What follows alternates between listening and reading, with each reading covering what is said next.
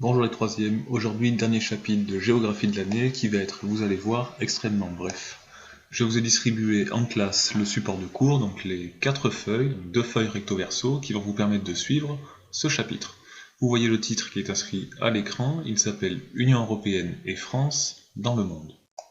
Et en introduction, nous allons d'abord réfléchir aux termes que nous allons employer dans ce chapitre. Et pour définir ces termes-là et pour y réfléchir, vous prenez la carte qui se trouve page 352-353 et que vous avez également à l'écran. Avec ce planisphère, cette carte en projection polaire, nous allons réfléchir à ces éléments-là. Autrement dit, qu'est-ce qui fait que la France est une puissance importante dans le monde? Et question en creux, vous allez devoir aussi chercher dans votre esprit les éléments qui n'apparaissent pas sur la carte, mais qui peuvent faire d'un État une puissance. Commencez à y répondre, prenez un crayon papier, vous complétez directement, regardez bien la légende notamment, beaucoup d'informations sont présentes ici. Vous y réfléchissez, vous le notez, et on le corrige ensemble juste après. Bien, allons-y pour la correction, et donc relevons 4 éléments qui font de la France une puissance importante. Vous aviez ici d'abord les territoires ultramarins et les zones économiques exclusives.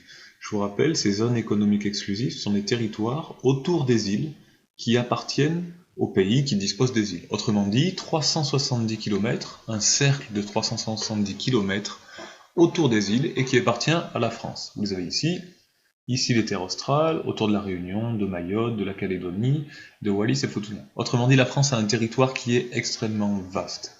Deuxième élément, la France fait partie de l'Union Européenne, premier pôle de puissance économique. Donc, territoire, économie.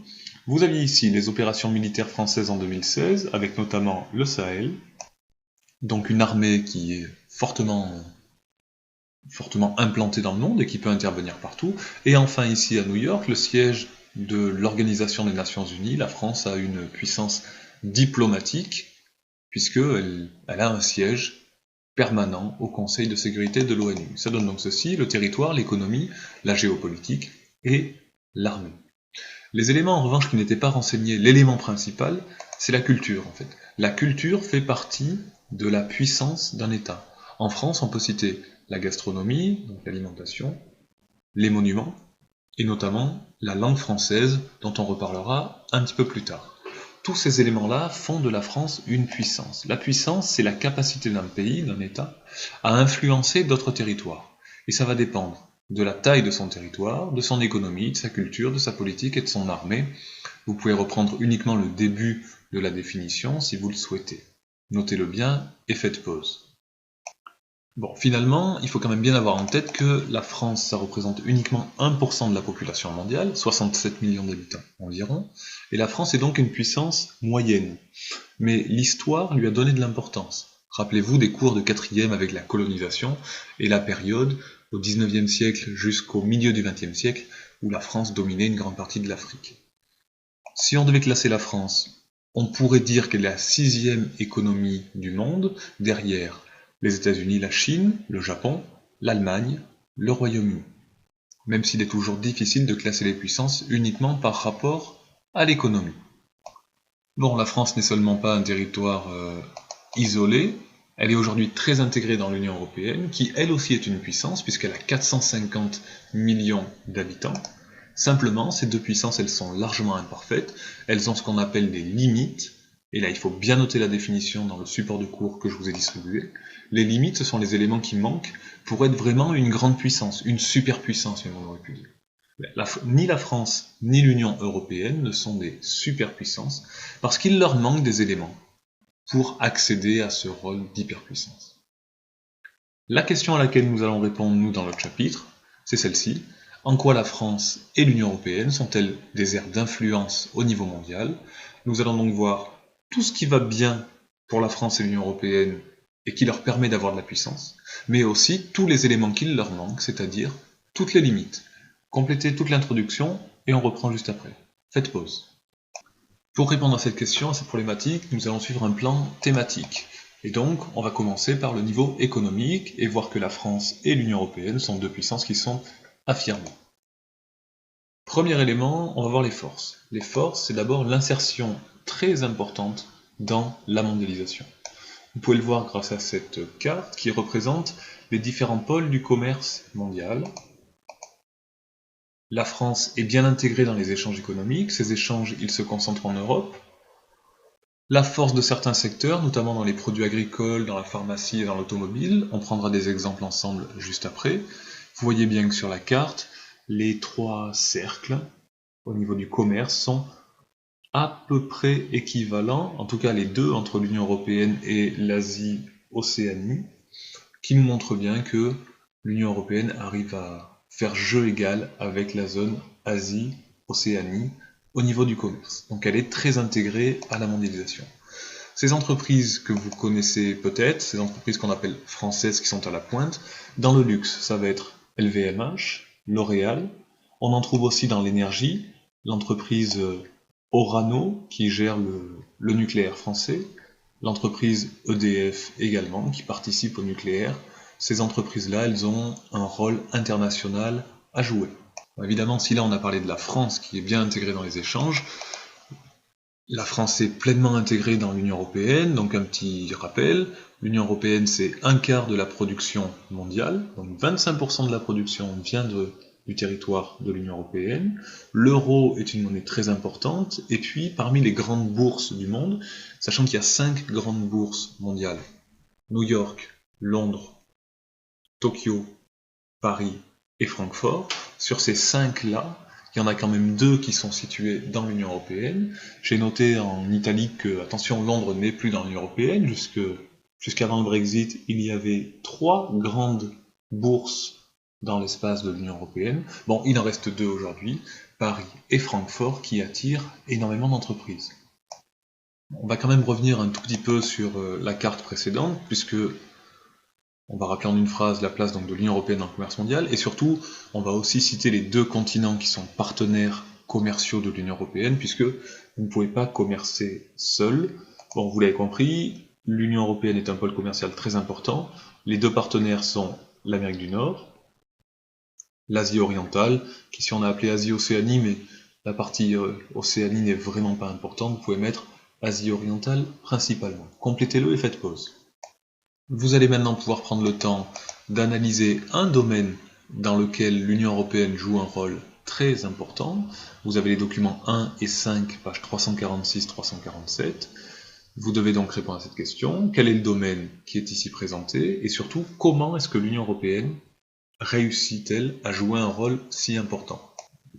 Vous utilisez bien les 2 documents, à la fois ce schéma, cette carte et ce texte. Vous répondez à la question et on corrige ensemble juste après. Faites pause. Bon, pour la correction, je pense que vous avez très vite compris que le domaine, c'est le domaine de l'aéronautique. Ici, on vous présente l'Airbus A380, un avion made in Europe. Un avion qui est fabriqué à la fois, vous le voyez, en France, en Allemagne, en Espagne, et puis certains composants, certains compartiments de l'avion sont toujours fabriqués d'ailleurs au Royaume-Uni. Comment est-ce que c'est possible? Justement, l'Union européenne est parvenue à faire travailler ensemble ces 4 États, France, Allemagne, Espagne et Royaume-Uni, je vais y arriver. En travaillant ensemble, ils arrivent, on vous le dit dans le texte, à faire le poids en fait contre la grande entreprise historique de l'aviation, qui est l'entreprise américaine Boeing. Autrement dit, on a là une réussite européenne, celle d'Airbus, un avion européen. C'est permis par la coopération de 4 États, ce qui permet de faire jeu égal avec Boeing. Comprenez bien que, en s'alliant, des entreprises françaises travaillent donc pour l'avion européen, ce qui permet de compter au niveau international. Complétez-le, corrigez-le et faites pause. Vous avez là avec Airbus donc un exemple parmi d'autres. Matérialisons cela sur une carte. Vous avez ce petit fond de carte avec 2 éléments que nous allons devoir représenter, la façade maritime de l'Union européenne et les principaux ports européens. Commençons par la définition de façade maritime que nous avons déjà vue en cours. Une façade maritime, c'est une zone littorale qui concentre un grand nombre de ports importants. Autrement dit, c'est par les façades maritimes que le commerce de marchandises transite, c'est par là qu'il passe. Pour représenter cette façade maritime de l'Union européenne, nous allons prendre un figuré linéaire, il est bleu, Et pour représenter les différents ports européens, vous en avez l'habitude, on va prendre un triangle bleu.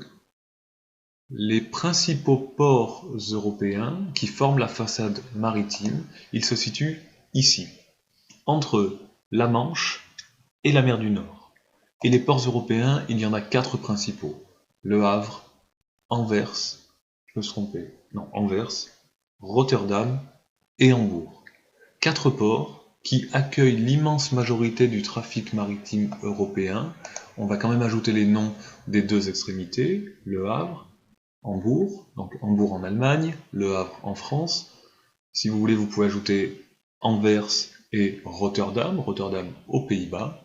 Voilà les 4 portes d'entrée principales du commerce européen. Vous avez qui apparaît en plus le titre, la Northern Range, en fait c'est le nom de cette façade maritime, vous pouvez dire très bien la façade maritime de l'Union Européenne, et donc c'est une ouverture maritime pour l'UE. Ça c'était tous les éléments positifs, tout ce qui fait la puissance de l'Union Européenne. Sauf que, deuxième sous-partie concernant l'économie, l'Union Européenne et la France ont aussi des faiblesses. Cette influence économique, elle est fortement contestée. Je vous rappelle, le but en géographie, c'est toujours d'avoir une position un peu équilibrée et un peu mixte. Bon, 3 faiblesses principales qui s'appliquent à la fois à la France et à l'Union Européenne. Elles apparaissent déjà sur votre support de cours, il y a juste quelques petits éléments à compléter.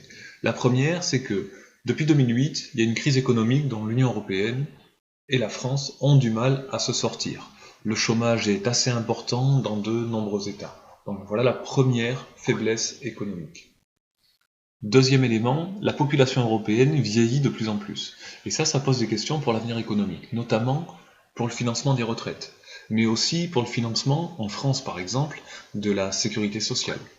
Est-ce qu'on va devoir travailler plus longtemps pour payer les retraites des personnes âgées? Est-ce qu'on doit prélever plus d'impôts sur les personnes pour garantir l'accès à la santé comme on le connaît aujourd'hui? Voilà des défis pour demain. Et il en reste un troisième important, c'est la concurrence des pays émergents que sont la Chine, le Brésil et l'Inde.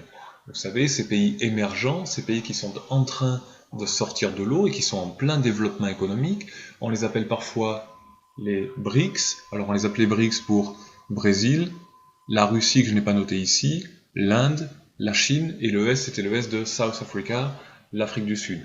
Les 3 principaux aujourd'hui qu'on retiendra, c'est la Chine, le Brésil et l'Inde. C'est vrai qu'ils concurrencent de plus en plus l'économie européenne. Vous le savez, une grande partie des produits que nous consommons en France et dans l'Union européenne sont fabriqués en Chine.